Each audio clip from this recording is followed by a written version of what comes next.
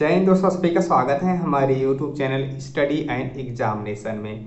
तो आप सभी लोगों का जो इंडियन एयरफोर्स का ऑफलाइन फॉर्म है वो भरने स्टार्ट हो चुके हैं। और ये जो इसका नोटिफिकेशन था बहुत पहले आ चुका था और आप लोगों से मैंने कहा था कि जब तक एम्प्लॉयमेंट न्यूज़पेपर में नहीं आया था यानी रोजगार समाचार पत्र में, तब तक आप इस फॉर्म को अप्लाई नहीं करेंगे। तो 20 तारीख को यानी कि कल ही आप सभी लोगों का एम्प्लॉयमेंट न्यूज़पेपर में आ चुका है। अब आप इस फॉर्म को 30 दिन तक अप्लाई कर सकते हैं। तो 20 तारीख को है, आप इसमें 30 दिन ऐड करते हैं यानी 21 मार्च 2021 तक इस फॉर्म को आप अप्लाई कर सकते हो। और इस फॉर्म को भरने के लिए आपको 2 लिफाफे होने चाहिए। जैसे कि आपने देखा यहाँ पर आप देख सकते हैं, एक ये लिफाफा छोटा और एक बड़ा लिफाफा, ये 2 लिफाफा आपके पास होना चाहिए। अब आपका लिफाफा किसी भी कलर में हो उससे कोई दिक्कत नहीं है, आपका लिफाफा कोई भी कलर का हो सकता है। और ये लिफाफा आप साइबर कैफे पे भी मिल सकता है, आपके पोस्ट ऑफिस में भी मिल सकता है, दोनों जगह आप इसको पा सकते हैं। ठीक है, अब इस फॉर्म को भरने के लिए आप सभी लोगों को छोटे लिफाफे पे एक आपको पोस्टल स्टाम्प मांग रखा है जो कि 10 रुपये का आप लोगों को लगाना है। ठीक है, और इसकी साइज भी आप लोगों को नहीं दी गई है कि 22 गुणी कितनी होनी चाहिए, लेकिन आप जाओगे बोलोगे तो आपको एक छोटा एक बड़ा वो दे देंगे, उसमें कुछ रहता नहीं, इस तरीके से आपका फॉर्म रहेगा, कलर में कोई दिक्कत नहीं है। ठीक है, तो आपकी एक पोस्टल स्टाम्प लगाने रहेंगे 10 रुपये का, केवल एक लगाना है। तो आज हम यही बताना चाहते हैं आप सब लोग किस तरीके से आप फॉर्म भरेंगे और कहाँ पर भेजेंगे, किस पते में भेजना है और हमें कौन कौन से डॉक्यूमेंट्स लगाने रहेंगे। जैसा आपको मैं एक उदाहरण दिखा दूँ, एक एग्जाम्पल के तौर पर, ये CRP का फॉर्म था। ठीक है, वो भी ऑफलाइन फॉर्म भरे गए थे, तो हमने फॉर्म भरा था, तो मेरा भी एडमिट कार्ड आ गया था और उसमें मांगा गया था आपको स्टाम्प लगाने के लिए। तो उसमें दिया नहीं गया था कि कितने रुपए का लगाना है, तो हम लोगों ने उसमें लगाया, फिर वो चीज़ें आ गई थी और इसमें आपको दिखा भी थी, ये मेरा एडमिट कार्ड था उसमें उस समय का। ठीक है, ये देखेंगे, ये हमारा 6 फरवरी को हमारा था और ये लखनऊ बिजनौर में सेंटर गया था। तो ठीक है, तो एक था उस तरीके का, तो वहाँ पर आप लोगों को हम दिखाए, क्योंकि बहुत सारे लोग कह रहे थे कि हमें स्टाम्प के बारे में नहीं पता, हम टिकट कहेंगे क्या कहेंगे। तो ये आपका स्टाम्प इस तरीके से रहता है, आप टिकट भी कह सकते हो चाहे आप स्टाम्प कह सकते हो। आप अपने पोस्ट ऑफिस में जाइए और बोल दीजिए कि हमें 10 रुपये का पोस्टल स्टाम्प दे दीजिए, वो स्वतः आपको दे देगा, आप चिपका सकते हैं इसको। ठीक है, ये आपकी हो गई है। स्टाम्प कैसे मिलेगा आपको, स्टाम्प आपके पोस्ट ऑफिस में मिल जाएगा। चलिए इसको हम बगल करते हैं। ठीक है, अब हम बात करते हैं आप सभी लोगों का ये फॉर्म, ये हमारे फॉर्म जो है वो कहाँ मिलेगा। ठीक है, हमारा जो फॉर्म है वो कहाँ मिलेगा, तो ये फॉर्म जो है आप हमारे टेलीग्राम पे आ जाइए। टेलीग्राम चैनल का लिंक जो है वीडियो के डिस्क्रिप्शन बॉक्स में, वहाँ आपको फॉर्म मिल जाएगा, नोटिफिकेशन मिल जाएगा, सब कुछ मिल जाएगा, वहाँ पर मैंने पिन कर रखा हूँ। ठीक है, अब आपको 2 आपके यहाँ पे लिफाफे होने चाहिए, किसी भी कलर का हो कोई दिक्कत नहीं है, छोटा बड़ा कोई भी, एक छोटा एक बड़ा होना चाहिए। ठीक है, अब छोटा लिफाफा सबसे पहले स्टार्ट करते हैं। ठीक है, ये छोटा लिफाफा, छोटे लिफाफे में आप अपना नाम, पिता का नाम और अपना एड्रेस डालेंगे। अब मैं यहाँ पर एड्रेस पे कुछ कंफ्यूजन लोगों को है, मैं उस कंफ्यूजन को दूर करता हूँ। एक एड्रेस होता है जो करस्पॉन्डिंग एड्रेस होता है, एक आपका परमानेंट एड्रेस होता है।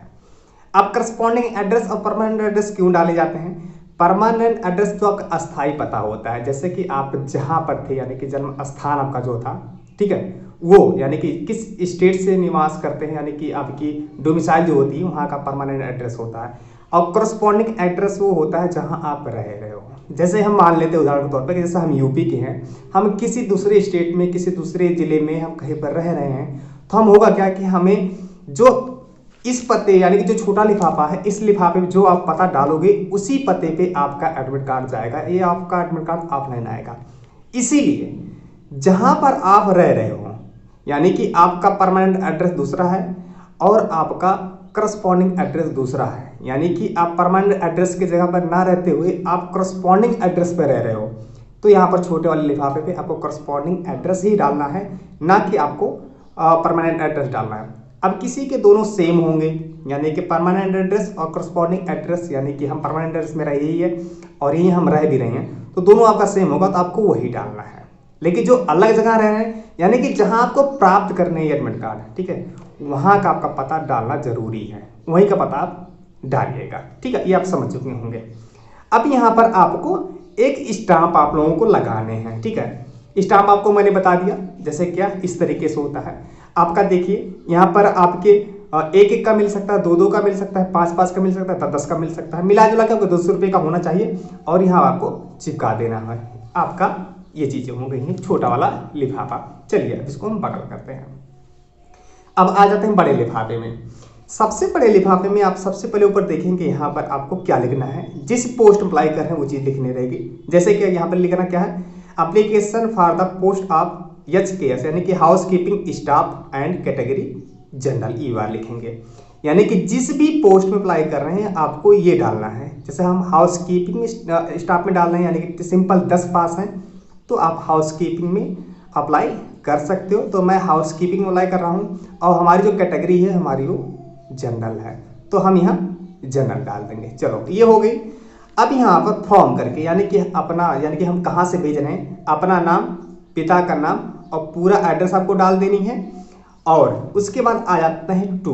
अब 2 पे हमें कहाँ भेजना है, तो हमने SKS जनरल से थे तो हमें इस पते भेजना था।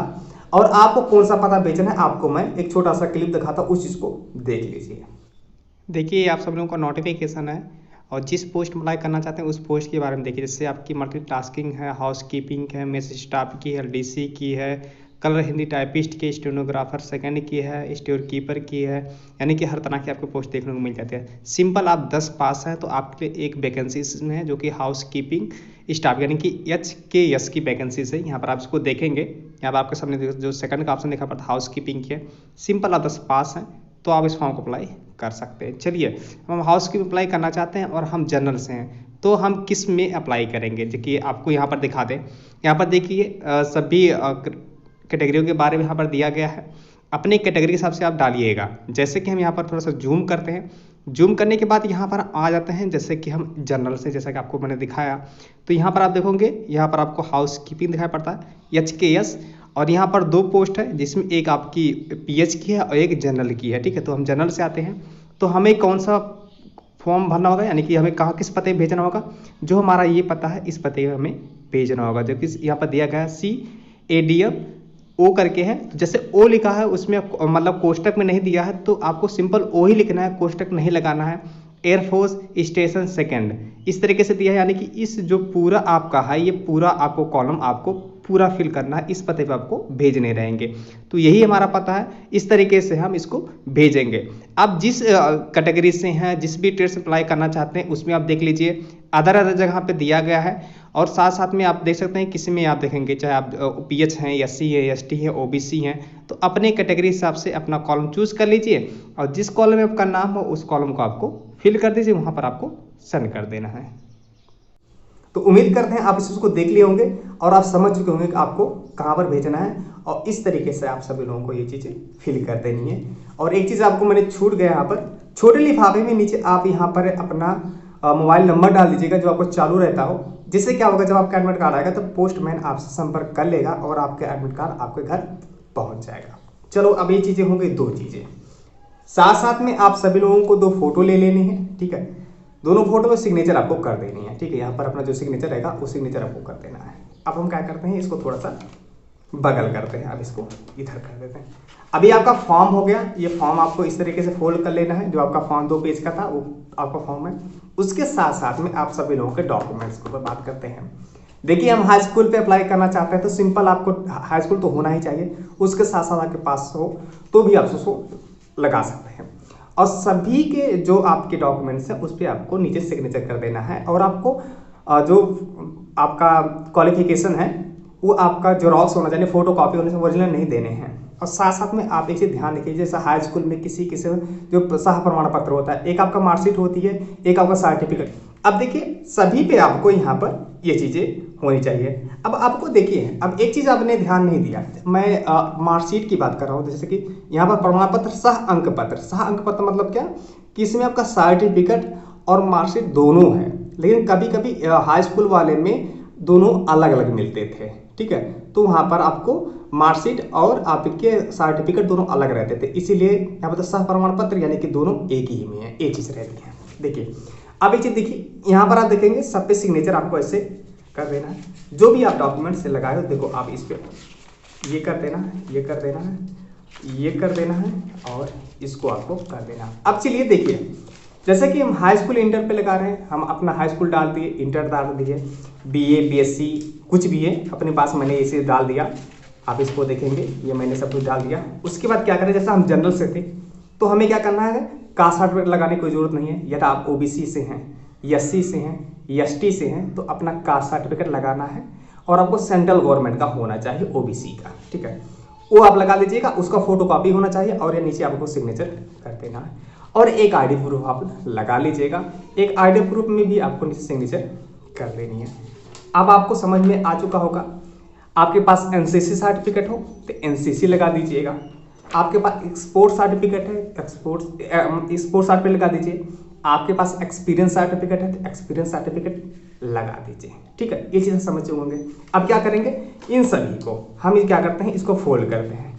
फोल्ड करने के बाद इस तरीके से करते हैं, इसको हम ऐसे करते हैं और इसके बाद हम यहाँ पर फोटो अपना रख देते हैं। उसके बाद हम यहाँ पर अपना ये कर देते हैं, यहाँ पर देखिए स्टाम्प लगाने के बाद ही करिएगा।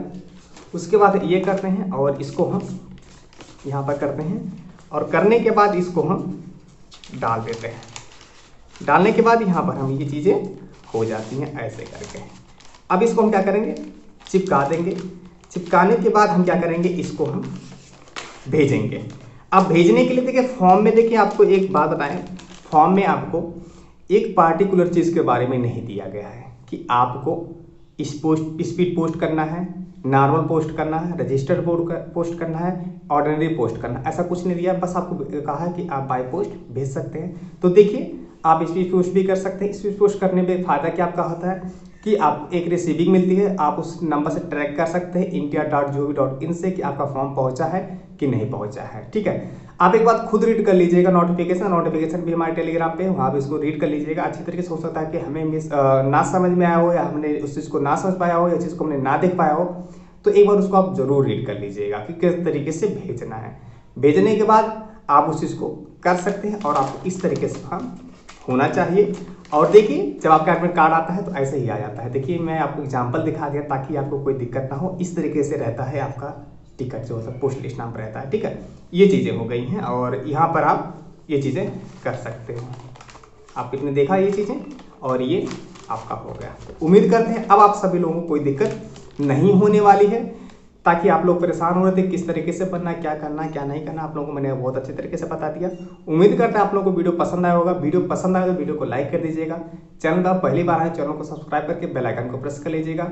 ज़्यादा से ज़्यादा वीडियो को शेयर करें ताकि और बच्चे के पास से वीडियो पहुँच सके और वो भी फॉर्म अपने अच्छे तरीके से अप्लाई कर पाए। तो चलिए मिलते हैं अगले वीडियो में, तब तक के लिए जय हिंद, वंदे मातरम।